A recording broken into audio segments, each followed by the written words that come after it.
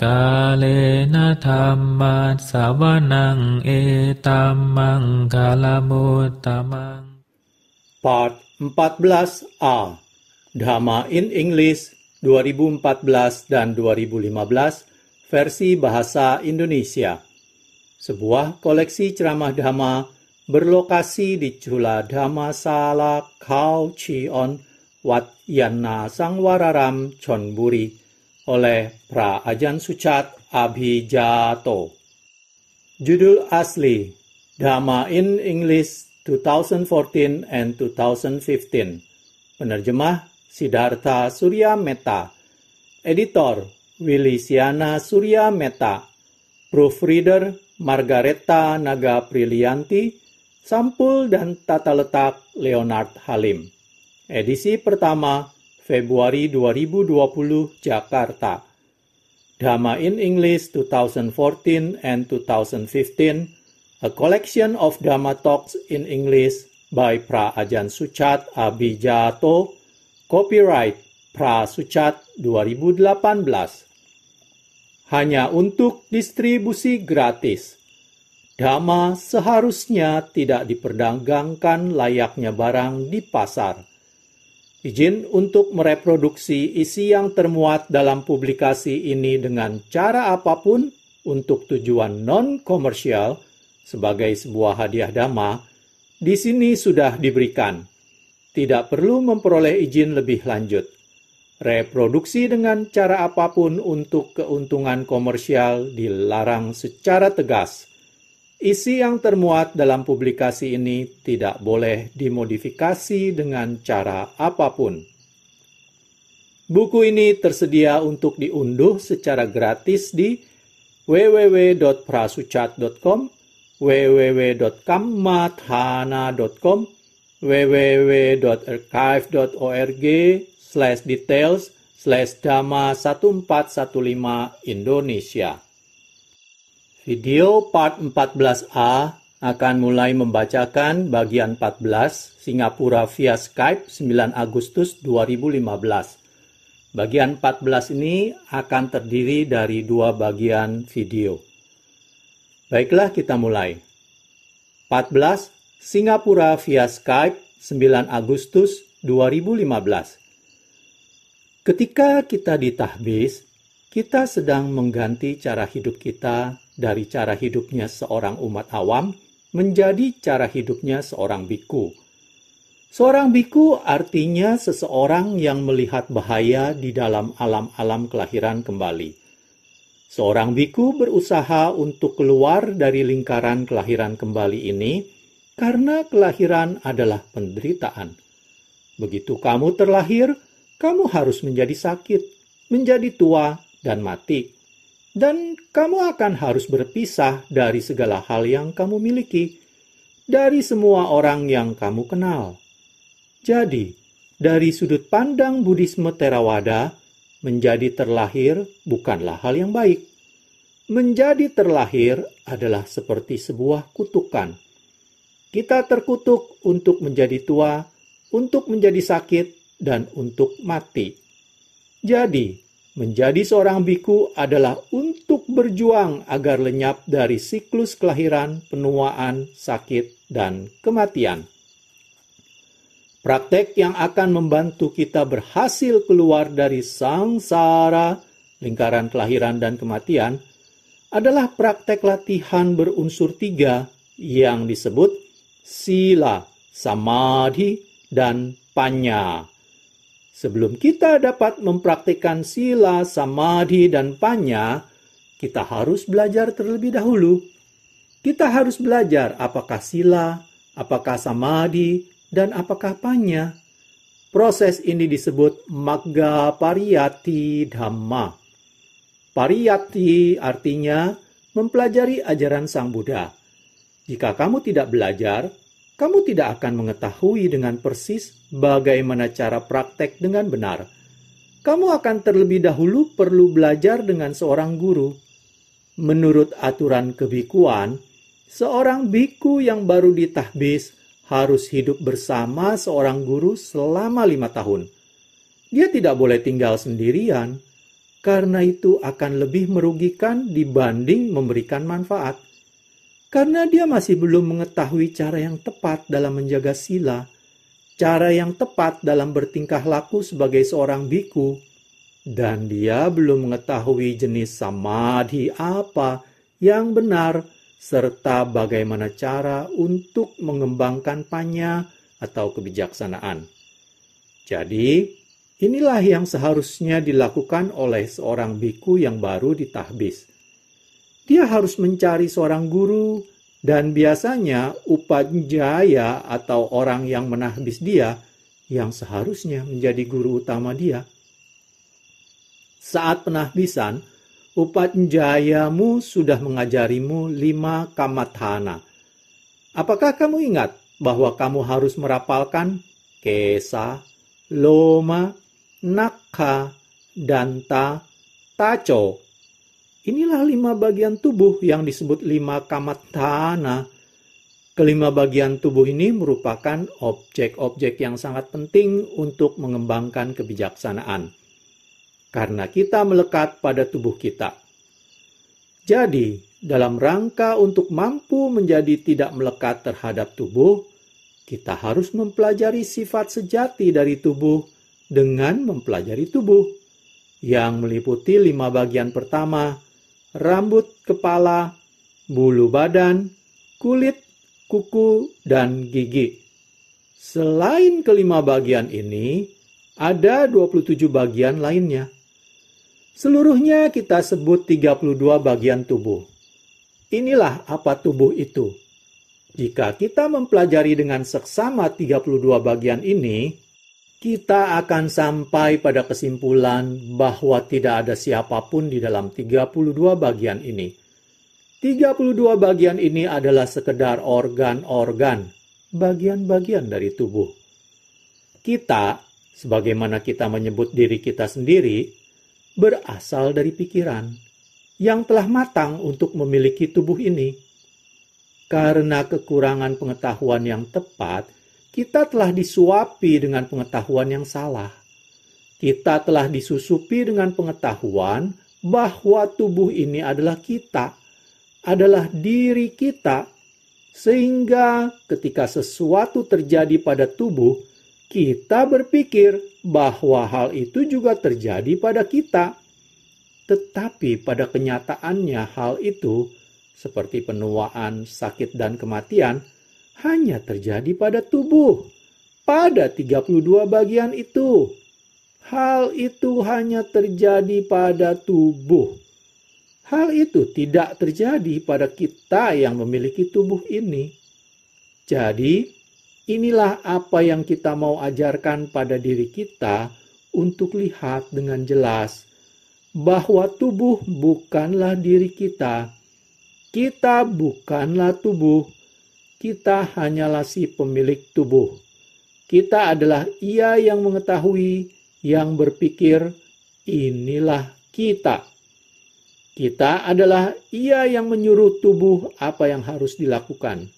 Sebagai contoh, sebelum kamu dapat menggerakkan tubuh, pikiranmu harus mengarahkan dan menyuruh tubuh apa yang harus dilakukan. Sebelum kamu dapat bangun, kamu harus berpikir terlebih dahulu bahwa saya akan bangun. Kemudian, kamu menyuruh tubuh untuk bergerak. Yang menyuruh tubuh untuk bergerak bukanlah tubuh. Pikiran tidak mati bersama tubuh. Pikiran tidak menjadi tua atau menjadi sakit bersama tubuh. Jadi, inilah apa yang guru akan ajarkan agar kamu dapat melenyapkan kebodohan batin ini yang ada di dalam pikiranmu. Kebodohan batinlah yang memberitahumu untuk melihat tubuh sebagai dirimu. Jadi, sasaran pertama dari belajar adalah untuk mengetahui sifat sejati dari tubuh. Bahwa tubuh bukanlah kamu. Tubuh adalah sekedar susunan dari 32 bagian, seperti kulit, rambut kepala, bulu badan, dan seterusnya. Inilah hal yang kita akan harus ingatkan pada diri kita sendiri di sepanjang waktu, bahwa benar-benar tidak ada diri di dalam tubuh ini. Hanya ada 32 bagian tersebut yang akan akhirnya terurai dan kembali ke sumber asalnya. Sumber dari 32 bagian ini adalah keempat elemen: tanah, air, udara, dan api. Apa yang terjadi ketika tubuh mati? Tubuh menjadi dingin, yang artinya elemen api telah lenyap. Hal berikutnya adalah elemen angin. Tidak ada pernapasan, tidak ada udara yang masuk, yang ada hanya udara yang keluar dari tubuh. Hal berikutnya yang akan memisah dari tubuh adalah bagian cair. Semua bagian cair di dalam tubuh akan mengalir keluar dari tubuh, meninggalkan tubuh hanya dengan bagian tanah. Jika kamu meninggalkan tubuh tersebut di kuburan, akhirnya tubuh itu akan kembali menjadi debu atau tanah. Inilah proses mempelajari sifat sejati dari tubuh dalam rangka untuk melenyapkan kebodohan batin bahwa tubuh adalah aku. Agar kamu dapat bebas dari penderitaan ketika tubuh menjadi sakit, menjadi tua, atau mati. Kamu kemudian akan mengetahui bahwa kamu tidak menjadi sakit, menjadi tua, atau mati bersama tubuh. Inilah satu aspek dari tubuh yang kita harus pelajari dan ingatkan diri kita di sepanjang waktu. Kita harus tidak pernah melupakan ini. Dalam rangka agar tidak lupa, kita harus memikirkannya di sepanjang waktu dalam seluruh 4 postur sejak waktu kita bangun sampai waktu kita mau tidur. Cukup terus memikirkan tubuh sebagai suatu susunan dari 32 bagian yang datang dari keempat elemen dan yang akhirnya terurai serta kembali ke sumber asalnya. Jika kita terus mengingatkan diri kita seperti ini, maka kebodohan batin tidak akan mampu untuk memiliki keinginan agar tubuh tidak mati, tidak menjadi sakit, atau badak menjadi tua, karena kita mengetahui bahwa tubuh harus menjadi seperti ini. Tubuh akan menjadi sakit, akan menjadi tua, dan akan mati. Tetapi kita bukanlah tubuh, kita adalah pikiran. Pikiran tidak mati bersama tubuh.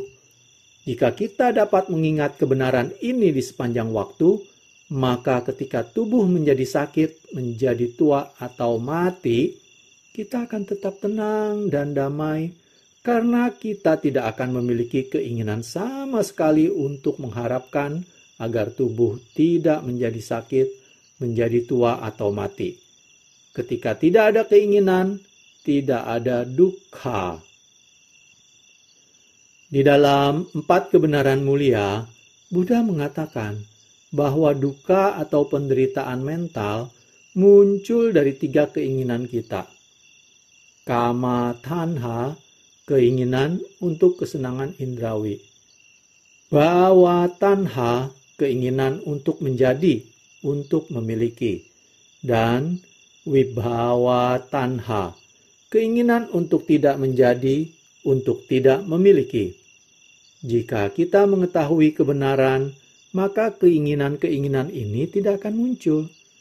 Kita tidak akan memiliki keinginan agar tubuh bertahan selamanya, senantiasa sehat, senantiasa muda, karena kita mengetahui itu bukanlah kebenaran. Kebenarannya adalah bahwa tubuh akan menjadi sakit, menjadi tua, dan mati. Jika kita memiliki pengetahuan ini bersama kita di sepanjang waktu, maka kapanpun tubuh menjadi tua, sakit, atau mati, itu tidak akan menyakiti kita. Pikiran tidak akan tersakiti oleh penuaan, sakit, dan kematian tubuh, karena kita mengetahui bahwa tubuh bukanlah kita. Kita bukanlah tubuh. Inilah sasaran dari perenungan tubuh. Proses mempelajari sifat sejati dari tubuh. Untuk melihat tubuh sebagaimana tubuh itu sebenarnya. bukan tubuh sebagaimana tubuh yang kita pikirkan. Kita selalu berpikir bahwa tubuh ini adalah kita, yang mana bukanlah kebenaran. Kebenaran yang Buddha temukan adalah bahwa tubuh bukanlah kita. Tubuh adalah sekedar sebuah tubuh.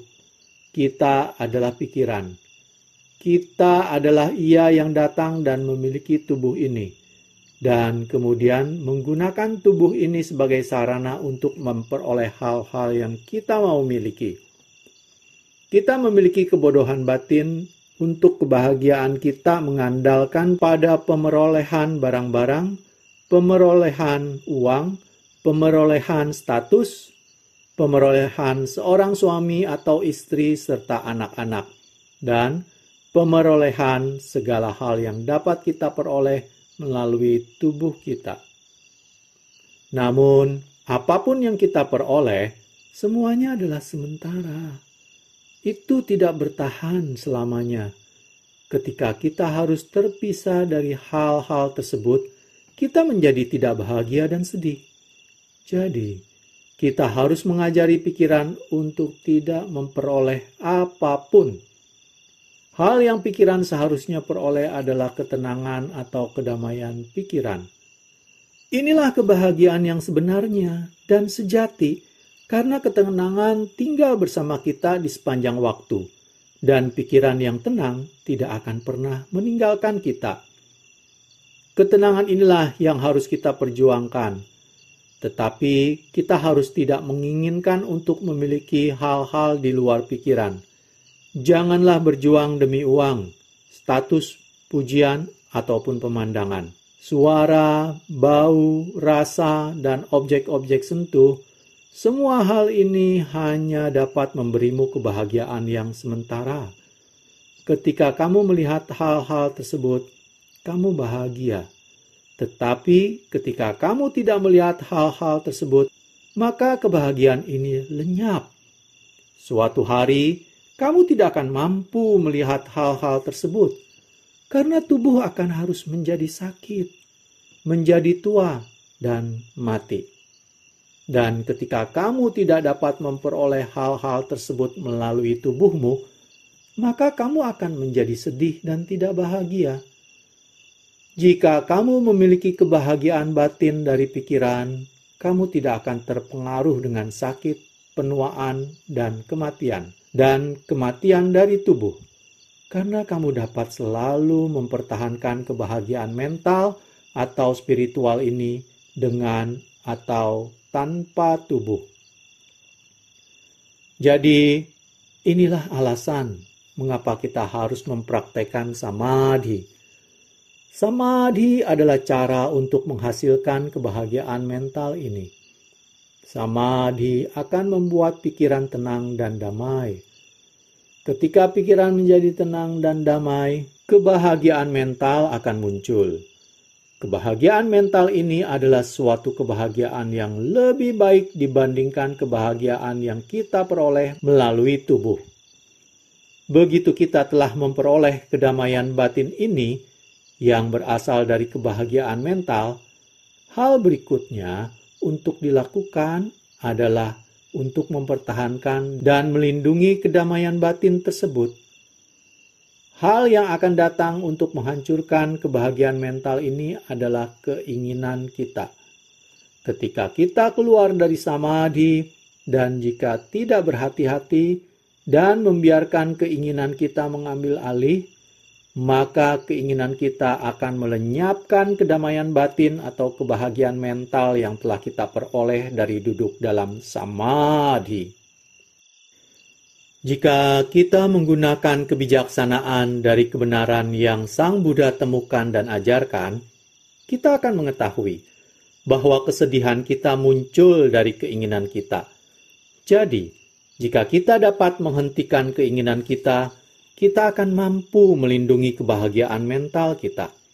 Namun, jika kita tidak dapat menghentikan keinginan kita dengan sekedar mempercayai apa yang Buddha telah beritahu kita, maka kita harus melihat pada kebenaran itu sendiri. Kita memperhatikan apa yang terjadi jika kita melakukan sesuatu menurut apa yang keinginan kita hendaki.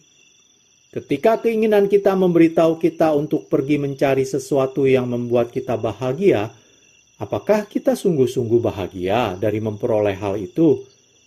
Kita mungkin bahagia ketika kita pertama kali memperolehnya. Tetapi, begitu kita telah memperolehnya, kita menjadi melekat terhadapnya.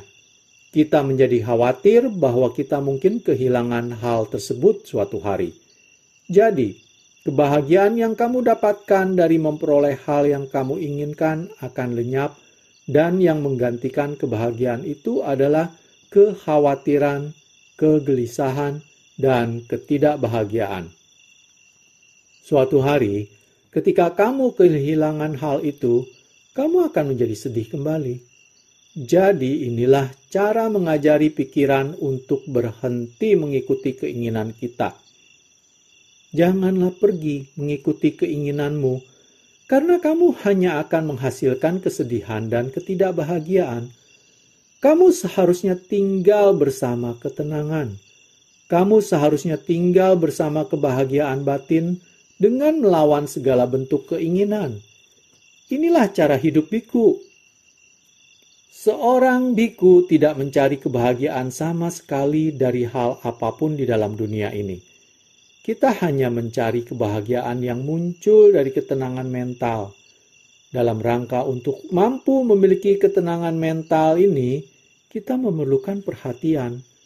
Dalam bahasa Pali, kita menyebutnya sati. Sati adalah instrumen atau alat yang akan menghentikan pikiran agar tidak berpikir. Ketika pikiran berhenti berpikir, maka pikiran akan menjadi tenang, damai, dan bahagia. Jadi, apa yang kita harus senantiasa lakukan sejak waktu kita bangun sampai waktu kita mau tidur adalah mengembangkan perhatian. Berperhatian dengan satu hal, seperti menggunakan sebuah mantra, menggunakan nama Buddha, Buddho, Buddho. Kita cukup terus merapalkan Buddho, Buddho di sepanjang waktu. Tidak peduli apapun yang kita lakukan. Ini adalah dalam rangka untuk menghentikan kita dari berpikir tentang hal-hal lain. Pengecualiannya adalah ketika kita harus berpikir tentang suatu hal lain, maka kita dapat untuk sementara waktu berhenti merapalkan Buddho, Buddho, dan kita dapat memikirkan hal-hal yang dapat kita benar-benar harus pikirkan, seperti memikirkan apa yang kita harus lakukan. Ketika kita sedang melakukan sesuatu, kita harus menggunakan pemikiran-pemikiran kita. Maka kita berhenti merapalkan Buddho, Buddho untuk sejenak. Setelah kita selesai dengan apapun yang kita harus pikirkan, maka kita harus kembali dan merapalkan Buddho, Buddho dalam rangka untuk mencegah pikiran agar tidak berpikir tanpa arah dan tanpa guna. Ketika pikiran tidak berpikir, kita dapat berhenti merapal. Kita dapat sekedar mengawasi pikiran. Kita mengawasi pikiran yang tidak berpikir, dan kita membiarkan pikiran seperti itu. Kapanpun pikiran mulai berpikir tanpa arah lagi, maka kita seharusnya mulai merapalkan mantra kembali. Buddho, Buddho. Ketika kita memiliki waktu untuk duduk, kita seharusnya duduk. Menutup mata kita dan mengulang. Buddho, Buddho, kembali.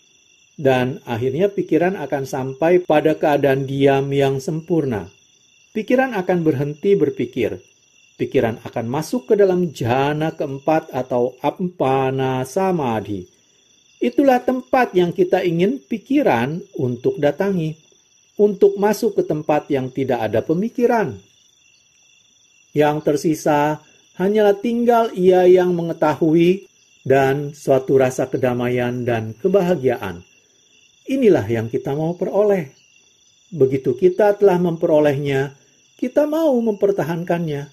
Ketika pikiran ada dalam appana samadhi, kita seharusnya tidak melakukan apa-apa. Kita seharusnya cukup mempertahankan perhatian kita. Sekedar mengawasi keadaan pikiran ini selama mungkin. masih belum tiba waktunya untuk mengembangkan kebijaksanaan seperti perenungan tubuh. Pengembangan kebijaksanaan akan dan harus dilakukan setelah pikiran keluar dari sangsara. Setelah pikiran berada dalam keadaan appana untuk sementara waktu, pikiran akan kemudian keluar. Ketika pikiran keluar, pikiran akan kembali ke keadaan normalnya dan menjadi sadar terhadap pemandangan, suara, bau, rasa, dan objek-objek sentuh. Dan mulai berpikir lagi. Ketika pikiran mulai berpikir, kita seharusnya mengarahkan pikiran menuju perenungan tubuh untuk mempelajari sifat sejati dari tubuh dengan memeriksa 32 bagian tubuh. Dengan memisah-misahkan 32 bagian tubuh ini untuk melihat bahwa benar-benar tidak ada siapapun di dalam tubuh ini, yang ada hanyalah 32 bagian tersebut. Inilah cara untuk mengembangkan kebijaksanaan atau panya. Kita perlu memiliki pengetahuan ini dalam rangka untuk melepaskan kebodohan batin kita. Kemelekatan kita terhadap tubuh dan keinginan kita untuk menjaga tubuh senantiasa dalam keadaan ini. Kebenarannya adalah kita tidak dapat memiliki tubuh tersebut senantiasa bersama kita. Suatu hari cepat atau lambat, tubuh ini akan harus meninggalkan kita. Tetapi jika kita mengetahui ini akan terjadi dan kita bersedia untuk merelakan tubuh tersebut, maka kita tidak akan terperangkap ketika tubuh meninggalkan kita di masa depan. Kita juga harus menggunakan perenungan tubuh untuk menyingkirkan nafsu seksual kita. Kapanpun nafsu seksual sedang muncul, kita harus melihat pada bagian-bagian tubuh yang tidak mengenakan, seperti 32 bagian tubuh. Jika kamu mengamati 32 bagian, jika kamu melihat organ-organ di bawah kulit, maka nafsu seksualmu dapat dilenyapkan. Jadi, kapanpun kamu memiliki nafsu seksual, kamu harus menyingkirkan nafsu seksual itu. Karena jika kamu tidak menyingkirkannya, nafsu seksual ini akan mencegahmu dari mencapai nibbana, dan kamu akan tersangkut di alam kelahiran kembali. Jadi, kamu harus merenungkan sifat tidak mengenakan dari tubuh. Perhatikanlah tubuh ketika tubuh itu menjadi sakit, atau ketika tubuh itu menjadi tua, atau ketika tubuh itu mati. Sama sekali tidak mengenakan ketika kamu melihat sebuah mayat. Semua orang akhirnya akan menjadi sebuah mayat. Jadi, kapanpun kamu memiliki nafsu seksual untuk tidur dengan seseorang, cukup ingatkan dirimu bahwa kamu akan tidur dengan sebuah mayat. Perbedaannya adalah sekarang orang tersebut masih bernapas. Itu saja. Lebih dari itu tidak ada bedanya. Ketika kita mati dan berhenti bernapas, tubuh berubah menjadi sebuah mayat. Namun, tubuh tersebut masih sama. Tubuh masih memiliki 32 bagian. Inilah yang harus kita lakukan sehubungan dengan tubuh. Kita harus mempelajari sifat dari tubuh, sampai kita dapat menyingkirkan ketakutan kita terhadap kehilangan tubuh. Begitu kita melihat kebenaran dari tubuh, dan jika kita memiliki samadhi, kita akan mampu merelakan tubuh karena kita memiliki sebuah pikiran yang tenang, damai, dan bahagia, yang dapat ada tanpa mengandalkan tubuh untuk memiliki kebahagiaan. Ketika kita belum memiliki samadhi, kita tidak akan mampu untuk merelakan tubuh, karena kita harus mengandalkan tubuh untuk memperoleh kebahagiaan bagi kita. Jika kita memiliki samadhi, kita memiliki kebahagiaan di dalam pikiran, maka kita tidak perlu memiliki tubuh. Kita mengetahui bahwa ketika orangnya harus kehilangan tubuh, kita tidak akan sedih. Itu tidak akan memiliki dampak sama sekali terhadap kita dengan cara apapun.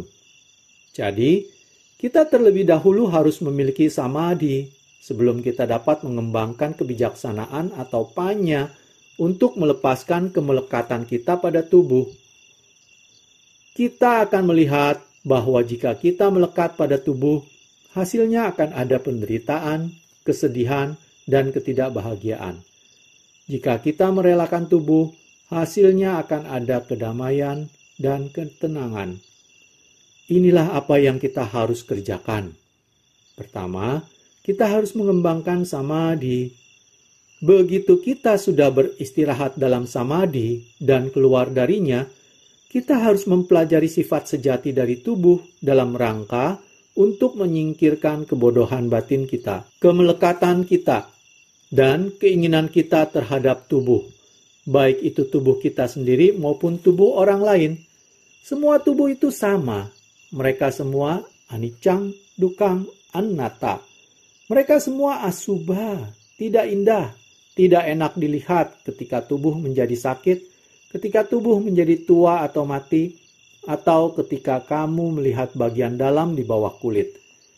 Inilah bagaimana kita harus melatih pikiran untuk melihat tubuh. Begitu kita dapat melihat tubuh sebagaimana tubuh itu adanya, maka pikiran akan merelakan tubuh, dan pikiran tidak akan terpengaruh dengan cara apapun. Tidak akan ada nafsu seksual. Kamu dapat hidup sendiri dan bahagia. Kamu tidak harus memiliki seorang pendamping atau seorang istri untuk membuatnya bahagia. Bukannya memiliki kebahagiaan dari memiliki seorang istri. Kamu mungkin akhirnya memiliki masalah dengan seorang istri. Jadi, lebih baik hidup sendiri dibanding hidup dengan seorang istri. Jika kamu melihat dengan kebijaksanaan, maka kamu dapat meninggalkan istrimu dan menjadi seorang bhikkhu. Ini pada dasarnya adalah praktek level pertama, yaitu untuk memahami sifat dari tubuh, sehingga kita dapat melepaskan keinginan kita terhadap tubuh.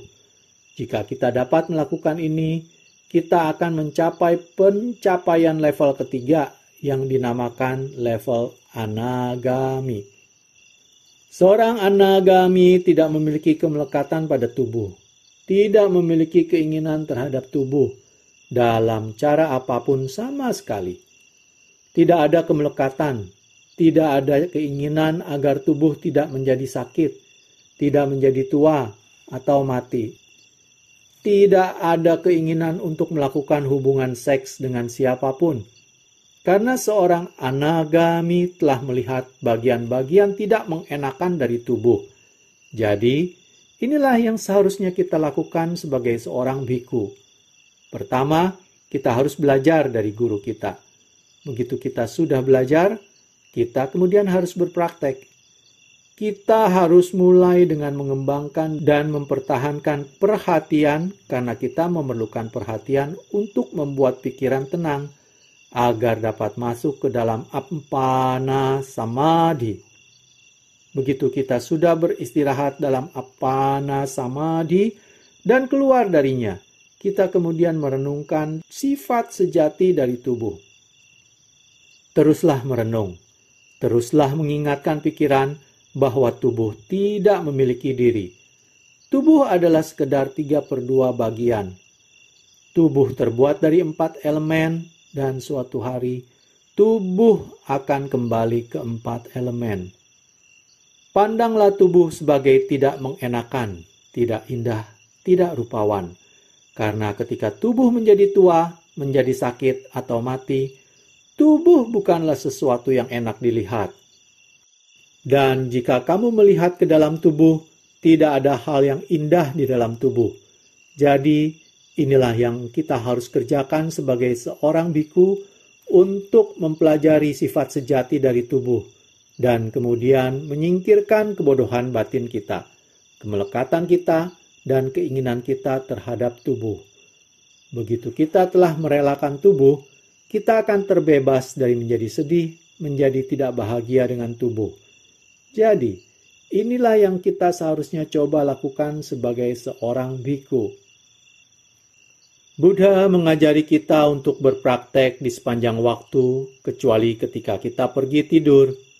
Beliau telah menetapkan jadwal untuk seorang bhikkhu. Saya hentikan dahulu pembacaan bagian 14, Singapura via Skype 9 Agustus 2015 sampai di sini. Pada video part selanjutnya, saya akan selesaikan bagian 14 ini. Terima kasih.